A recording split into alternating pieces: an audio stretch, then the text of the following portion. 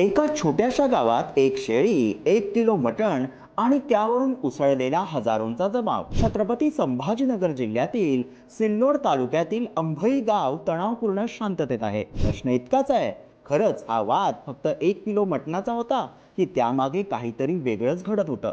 चला संपूर्ण घटना सुरुवातीपासून समजून घेऊया.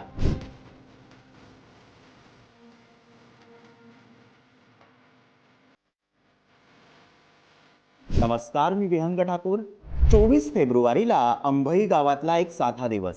गावात शाहरुख जफर पठाण याचं मटणाचं दुकान आहे. त्याने गावातल्याच कैलास भगवान मुंडे याच्याकडून एक शेळी विकत घेतली. पण व्यवहारात पैशावरून वाद झाला, किमतीवरून बाचाबाची झाली आणि बाचाबाचीचं रूपांतर हाणामारीत झालं.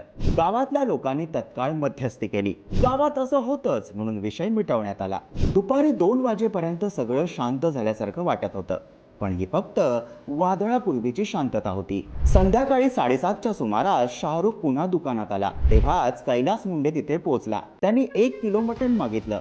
मटण दिलं गेलं, पण पैसे मागितल्यावर वाद पुन्हा पेटला. कैलास म्हणाला, आधी शेळीचे पैसे दे, मग मटणाचे देतो. शाहरुख म्हणाला, आधी मटणाचे पैसे दे. इतक्यावरून पुन्हा हाणामारी. यावेळी लोक मध्ये पडले, पण वातावरण तापलं होतं.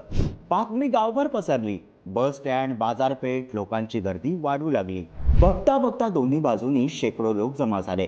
काही बातम्यांनुसार जवळपास हजारांचा जमाव मुख्य चौकात जमला. अचानक दगडफेक सुरू झाली. दुकानं फोडली गेली. सीसीटीव्ही कॅमेरे तोडले गेले. बाईक, रिक्षा, गाड्यांची तोडफोड झाली. लोक लाठ्या काठ्या घेऊन फिरताना दिसत होते. घोषणाबाजी सुरू झाली. गावात अक्षरशः दंगल सदृश्य परिस्थिती निर्माण झाली. 7 जण गंभीर जखमी झाले. सागर ढगे आणि विक्रम गव्हाणे यांच्या डोक्याला मार लागला. इतर काहींना किरकोळ दुखापत झाली. रात्री गावात भीतीचं वातावरण पसरलं. लोकांनी घरांची दारं बंद केली. घटनेची माहिती मिळताच वरिष्ठ पोलीस अधिकारी पोलिसांचा मोठा फौजफाटा घेऊन गावात दाखल झाले. सौम्य लाठीचार्ज करून जमाव पांगवण्यात आला. रात्री उशिरा कॉम्बिंग ऑपरेशन सुरू झालं. 10 बाईक जप्त करण्यात आल्या. 2 गटातील 13 जणांना अटक. एकूण 206 जणांवर गुन्हा दाखल. अजिंठा पोलीस ठाण्यात गुन्हा नोंद. अनेक आरोपी फरार. शोध सुरू. गावात संचारबंदी लागू. दुसऱ्या दिवशी शाळा, बाजार बंद. अघोषित बंद पाळला गेला. इथेच प्रश्न निर्माण होतो, हा वाद खरंच फक्त मटणावरून झाला की आधीपासून तणाव होता?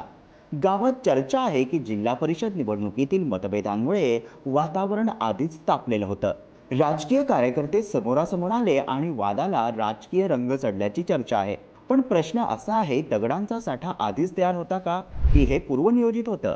या सर्वांची चौकशी आता सुरू आहे. एक शेळी, 1 किलो मटण आणि त्यावरून पेटलेलं संपूर्ण गाव. पण मग सिल्लोडच्या अंभई गावातील वाद नेमका काय होता? व्यक्तिगत वाद की राजकीय मतभेद? याचा तपास आता सुरू आहे. पोलिसांनी शांतता राखण्याचं आवाहन केलंय, पण गावकऱ्यांच्या मनात आजही तोच प्रश्न आहे.